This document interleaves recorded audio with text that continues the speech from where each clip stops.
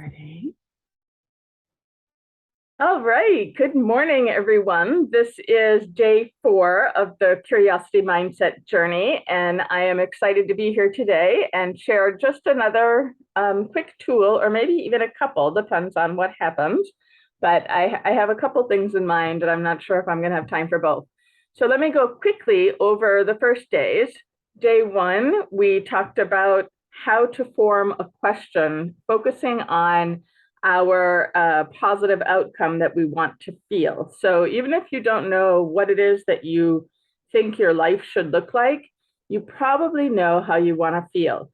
And if you don't know, having it jump straight to that, you can know what you don't want to feel and then look for the opposite of that.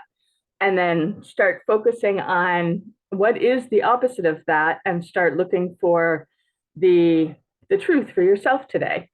And then the next day we did, what if we celebrate? What if we use our new question, and every time we start feeling that feeling in our body, we celebrate it so that our neural pathways start getting strengthened in that direction.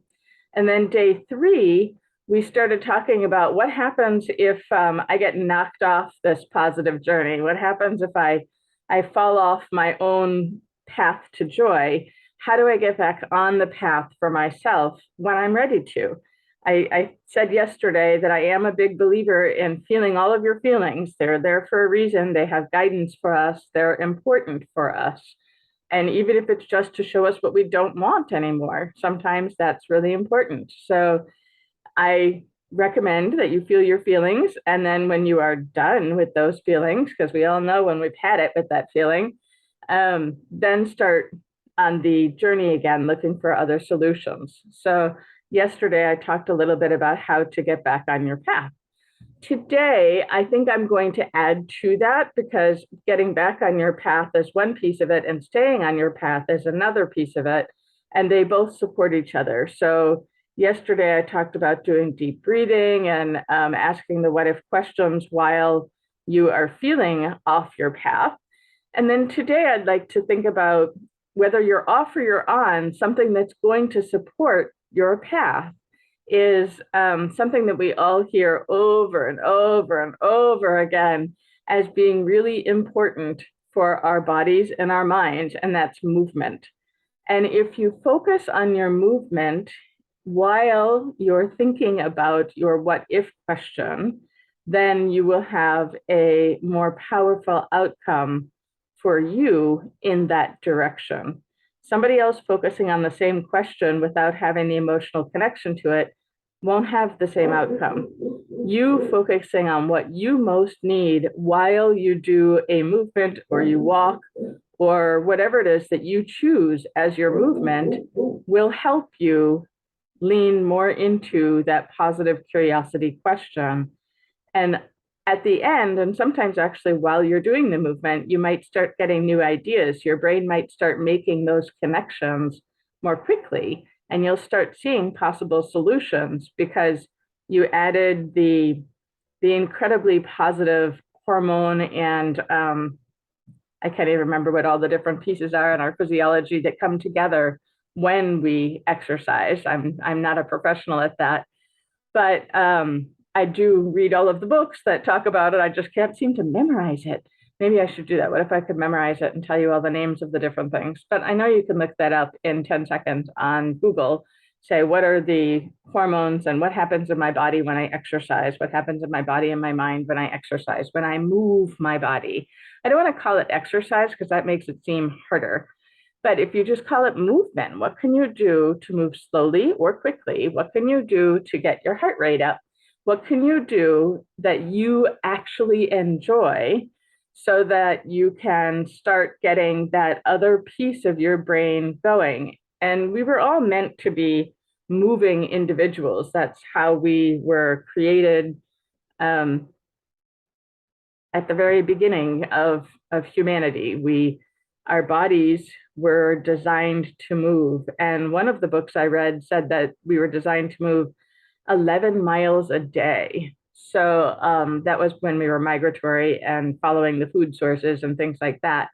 And it was perfectly normal to move 11, to walk and run and chase prey or get out of the way of predators 11 miles a day. And that is a lot, right? That seems impossible when you aren't used to moving.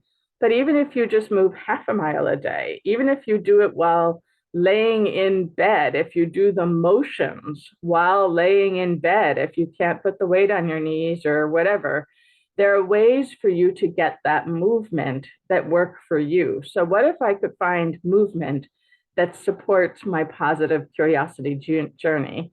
I have a suggestion just because it's something else that I teach and it can help you move in another direction that is supportive to you. One of the other things that I teach is how to land safely when you fall so that you don't fall into the paradigm, and I guess that's a pun, I don't know. So you don't end up being part of the statistics of the fall. A fall is the beginning of the end, or a fall changes your life irrevocably. I don't want that to be you. I want you to have the ability to fall and get right back up, dust yourself off, and keep going.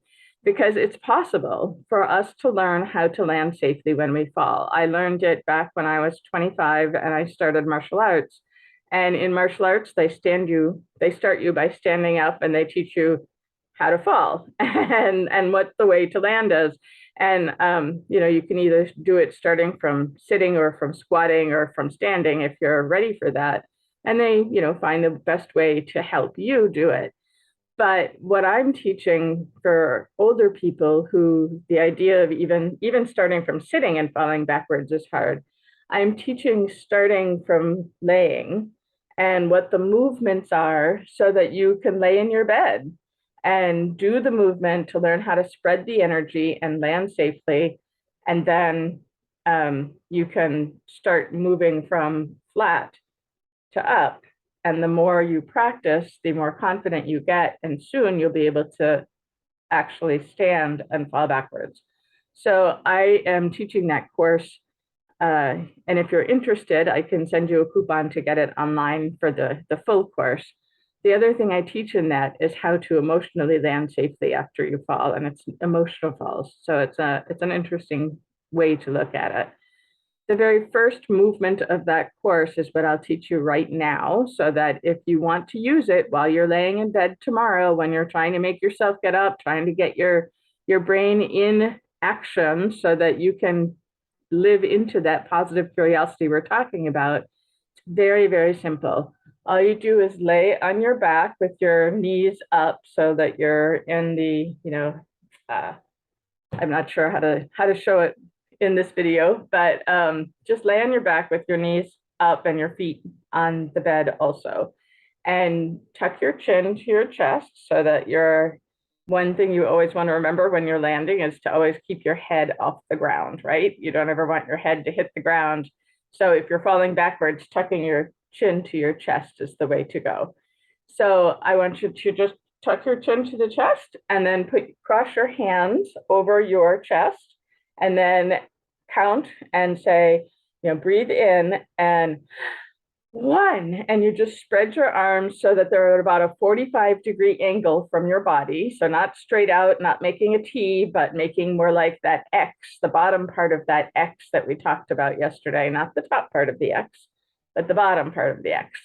And it's not your legs, it's your arms. So you just cross your hands, fall, or imagine you're falling, and breathe out and count. So it's just 1, 2, 3, and you're just hitting your bed and you're getting this great upper body workout. And the faster you do it, the stronger your heart rate is and the more benefit you get from the brain work. I would do 3 sets of 10 every morning just to see how that makes you feel. If you have somebody else in bed with you, you might want to either wait till they're out or maybe go head to foot with them so that you're not whacking them in the face or in the gut, I guess it would be hitting their middle if they're next to you. So find a way to do it where you don't hit somebody. Anyway, that is my tip for today is find something that you can do that you can enjoy. And while you're doing it, if you choose something like what I just taught, you probably won't be able to do your curiosity question at the same time, but do it before or after, or even in the rest break between the 3 sets. And just ask that question while your body is in this higher energetic state, this physical state. And I mean, I say energetic, most people think, oh, that's my aura, blah, blah, blah. But I'm talking about the energy of your body. I want you to feel that because that greatly impacts your brain. So that's my tip for today. Ask your what if question while you are moving in some way. Find a way that you like and that you can do every day or even multiple times a day that will help you move forward. So if you, I'm probably going to be posting this to my pages. So if you would like to get the link to get my training program, I can just post underneath and I'll send you a coupon for it. Thanks so much. And I will look forward to seeing you tomorrow on our Curiosity Mindset journey.